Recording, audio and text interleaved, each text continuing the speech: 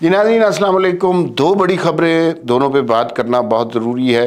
पहली खबर तो ये है कि अभी अभी खबर आई कि नवाज शरीफ साहब मुख्तलिफ़ बोर्ड्स का और मुख्तलिफ़ डिवीज़न के लोगों का इंटरव्यू कर रहे हैं और उसमें टिकट के हवाले से बात हो रही है। मरीम नवाज़ भी बैठी हैं और राना सनाउल्लाह भी बैठे हैं, पंजाब के लोगों की बात हो रही है और उसमें नवाज शरीफ साहब इंटरव्यू कर रहे हैं। तो उस मीटिंग के दौरान मुस्लिम लीग नून के एक आदमी को गार्ड से धक्के देकर कमरे से निकलवा दिया गया। असल वाकया क्या है, ये सब कुछ क्यों हुआ, उस शख्स का नाम क्या है और धक्के दिलवाने की नौबत क्यों आई, इस पर बात करेंगे। दूसरा वाकया जो सरफस पे आया हुआ है वो उस्मान डार और ख्वाजा आसिफ की चपकलिश है। उस्मान डार ने बड़े संगीन इल्ज़ाम लगवाए ख्वाजा आसिफ पर। उस्मान डार की वालदा भी सोशल मीडिया पर आई और उन्होंने भी तकरीबन वही इल्ज़ामात लगाए। उसके जवाब में ख्वाजा आसिफ ने क्या कहा वो भी बात सामने आ गई। असल हकीकत क्या है, क्या किसी ने ख्वाजा आसिफ के कहने पर उस्मान डार की वालदा की कनपटी पर पिस्तौल रखा या नहीं रखा, उन्हें धमकाया गया? ये सियासी चपकलिश है, रियासती चपकलिश है या फिर जालिम और मजलूम की जंग है? ये है क्या चक्कर, इसके बारे में बात करेंगे। लेकिन पहले हम बात कर लेते हैं उस शख्स के बारे में और नवाज शरीफ साहब की उस मीटिंग के बारे में जिसमें अब ये सारे हालात पेश आए कि एक शख्स को, और ये नवाज शरीफ साहब की आदत नहीं है, कभी वहाँ पर वो बड़े रख रखाव वाले लोग हैं तो वो कभी ऐसा वहाँ पे किसी के साथ बदतमीज़ी नहीं की गई। ऊंची आवाज़ में कोई नहीं बोलता, एक दूसरे से बहुत तरीके से एहतराम से बात करते हैं। ये इस ख़ानदान का तरीका है। तो फिर ऐसा क्या हुआ, ऐसा किसी ने क्या कर दिया कि एक साहब को उठाकर गार्डों ने मार मार के बाहर निकाल दिया? वो साहब कौन थे? तो मैं अब आपको वाक़े की पूरी तफसील बताऊंगा।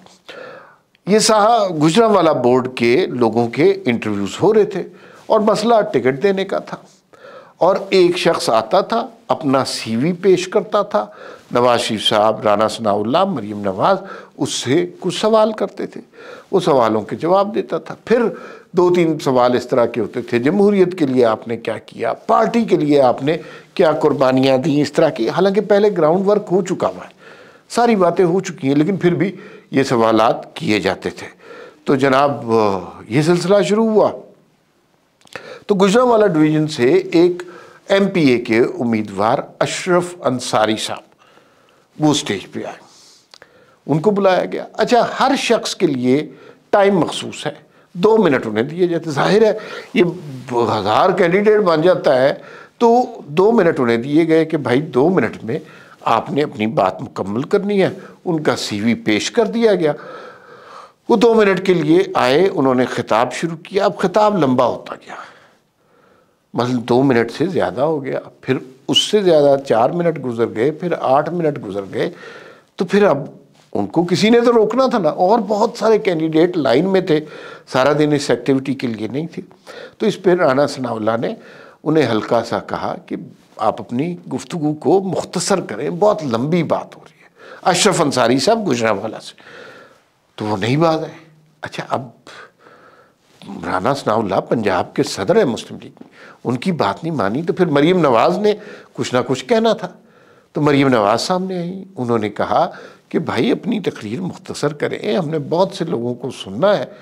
लेकिन वो आदमी बास नहीं आया और जब मरीम नवाज़ ने जब रोका ना तो फिर उसने बदतमीज़ी शुरू कर दी।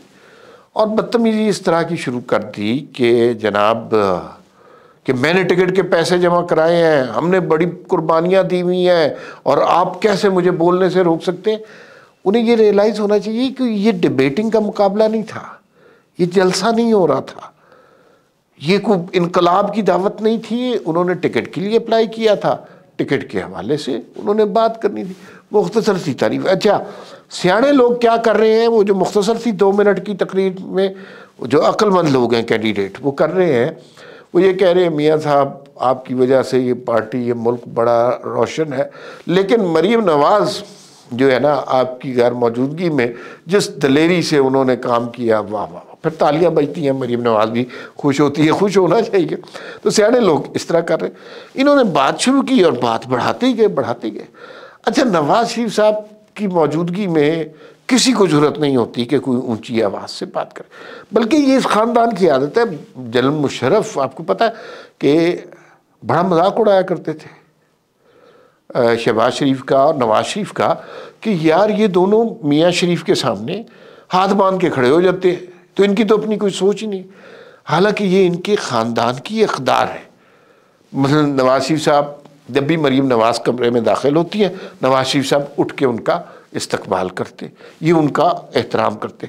हमजा शहबाज, सलमान शहबाज, शहबाज शरीफ, इनकी ज़रूरत नहीं होती कि नवाज शरीफ के मौजूदगी में कोई बात कर सके। नवाज शरीफ की तरफ देख नहीं सकते ये लोग, ये यूं नज़रें झुकाए बैठे होते हैं और तायाबू इसके अलावा कोई बात नहीं निकलती। तो उस नवाज शरीफ के सामने एक आदमी वैसे ही बोलना शुरू हो गया, जबकि पंजाब के सदर बैठे, मरीम नवाज बैठे। फिर नवाज शरीफ चूँकि जानते तो मियाँ साहब सबका हाल है, उन्होंने कहा कि आप वही तो नहीं हैं कि जब वक्त पड़ा था 2018 में तो आपने एक फॉरवर्ड ब्लॉग बना लिया था उस्मान बुज़दार के हक़ में। अच्छा, यहाँ पर अब फिर बातें खुलना शुरू हो गई। इस दौरान उस आदमी ने चीखना शुरू कर दिया, चिल्लाना शुरू कर दिया, और फिर यहाँ तक नौबत आई, नवाज शरीफ साहब ने गार्ड्स को कहा कि इसको बाहर निकालें।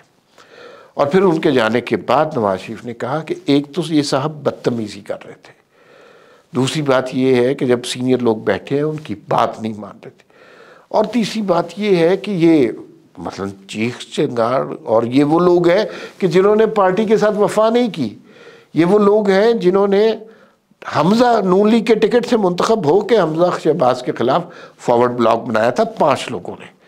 बाद में ये हुआ कि 3 लोग, हमजा शहबाज की जब 1.5-2 महीने की हुकूमत थी, 3 लोगों को मनू के हमजा शहबाज वापस ले आए थे। तो ये इनकी कारस्तानी थी। तो अशरफ अंसारी साहब आज अपनी हरकतों की वजह से नून लीग के गुजरांवाला बोर्ड के इजलास में राज्य के बेइज्जत हुए, और अगर उन्हें इस तरह की तमीज़ नहीं है तो फिर ऐसे शख्स को पार्टी का टिकट नहीं मिलना चाहिए। बिल्कुल ऑब्वियस सी बात है, ये इन्होंने हर तरह की बदतमीज़ी करके देख ली, बाहर जाके अब वो जो मर्ज़ी कहते रहे। लेकिन मेरा नहीं ख्याल कि अब टिकट कभी उनको या उनके ख़ानदान के दूर दराज तक किसी फ़र्द को मिलेगा। और बड़ी हैरत की बात है, हमने कभी नहीं सुना कि नवाज शरीफ ने बदतरीन से बदतरीन दुश्मन को जो है इस तरह किया हो। वो बड़े एहतराम से बात करते हैं, लेकिन इन्होंने यकीनन बात को वहाँ तक पहुँचाया होगा कि जहाँ पर मामला बहुत ख़राब हो गया। अब आते हैं दूसरे मसले की तरफ। उस्मान बुज़दार साहब, उस्मान डार साहब, उनकी वालदा का बयान आया, और माएँ सबकी साझी होती हैं, तो जाहिर है इस मसले पे पाकिस्तानी इमोशनल होते हैं, और उनकी वालदा का हुलिया भी कुछ मुनासिब नहीं था। तो ऐसा लगता था जैसे कोई तशद्दुद का निशाना बनाया गया। बताया कल रात का वाक़या है कि कुछ उनकी कनपट्टी पर पुलिस वाले आए, कनपट्टी पर पिस्तौल रखा। अच्छा, उस्मान डार साहब ने इस पे बड़ी तगड़ी प्रेस कॉन्फ्रेंस की, और पहले कहा जी कि अता बंदयाल ने मेरा मसला नहीं सुना, अब मैं काजी फ़ाइज़ ईसा से बात करता हूँ, अपील करता हूँ, मेरी माँ को इंसाफ मिलेगा कि नहीं, और मैं ख्वाजा आसिफ को कहता हूँ कि आके इलेक्शन में हमारा मुकाबला करें। अच्छा, ख्वाजा आसिफ साहब ऐसी हरकतें नहीं करते, ख्वाजा साहब इलेक्शन में मुकाबला करना चाहते हैं। अगर और उनकी जो गुफ्तगू है उनसे उस्मान डार उससे जीत नहीं सकते, लेकिन ख्वाजा साहब एक रख रखाव वाले ख़ानदानी से आदमी हैं। पता नहीं कितने 6-7 दफ़ा मिनिस्टर रह चुके हैं, 8-9 दफ़ा MNA रह चुके हुए, तो उन्हें ये सारी गेम पता है कि ये पॉलिटिकल गिमिक्री है। ये इलेक्शन जीतने के लिए, व्यूज़ इकट्ठे करने के लिए, शेयरिंग वो जो है लाइक्स बढ़ाने के लिए, वायरल करने के लिए ये वीडियोस की गई। लेकिन जो इत्तलात आ रही हैं कि किसी ने छापा नहीं मारा, किसी ने पिस्तौल नहीं तानी, तो वो तो बड़ी हैरत की बात है कि लोग ऐसा भी कर सकते हैं, अपनी वालदा के साथ इस तरह सलूक करके उन्हें भी अपनी इंतखाबी मुहिम में यूज़ कर सकते हैं। ये तो बड़ी खौफनाक बात है। ख्वाजा आसिफ से जब इसके बारे में कमेंट लिया गया तो उन्होंने कहा जी आप मैं हो और हर चीज़ के बारे में कमेंट करूँगा, इसके बारे में एक लफ्ज़ भी मुँह से नहीं निकालूंगा, इसलिए कि मैं नहीं चाहता कि इस तरह की कोई कैंपेन की जाए। इसके ना अगेंस्ट मैं कुछ चाहता हूँ ना इसके फॉर कुछ चाहता हूँ। मैं इसमें बिल्कुल जो इंसाफ का तकाजा है वो करें, लेकिन ये मैं किसी को सहारा नहीं देना चाहता किसी की इंतखाबी मुहिम में। और जाहिर है अगर ख्वाजा आसिफ इसके बारे में बड़ा इश्तियाल अंगेज़ बयान देते तो वो गलत होता। उन्होंने ये भी कहा कि उस्मान डार साहब मेरे पॉलिटिकल ओपोनेंट हैं, मैं सियासी मैदान में उनसे मुकाबला करूँगा। उनकी जो वालदा हैं वो मेरी महल्लेदार भी हैं, मेरी अजीज़दार भी हैं, तो मैं इसके बारे में एक लफ्ज़ भी नहीं कहूँगा। तो ये मेरे ख्याल में वो किरदार है जिसका मुज़ाहरा किया जाना चाहिए। बदकिस्मती से उस्मान डार साहब ने इस किरदार का मुज़ाहरा नहीं किया, उन्होंने उसी किरदार का मुज़ाहरा किया जिस किरदार का मुज़ाहरा शेख रशीद साहब माजी में करते रहे हैं और उसकी सज़ा भी पाते रहे हैं। क्या आने वाले दौर में उस्मान डार मुस्तकबिल के शेख रशीद होंगे, इसका फ़ैसला वक्त करेगा। फिलवक्त कितना ही, फिर मुलाकात होगी। अल्लाह हाफ़िज़।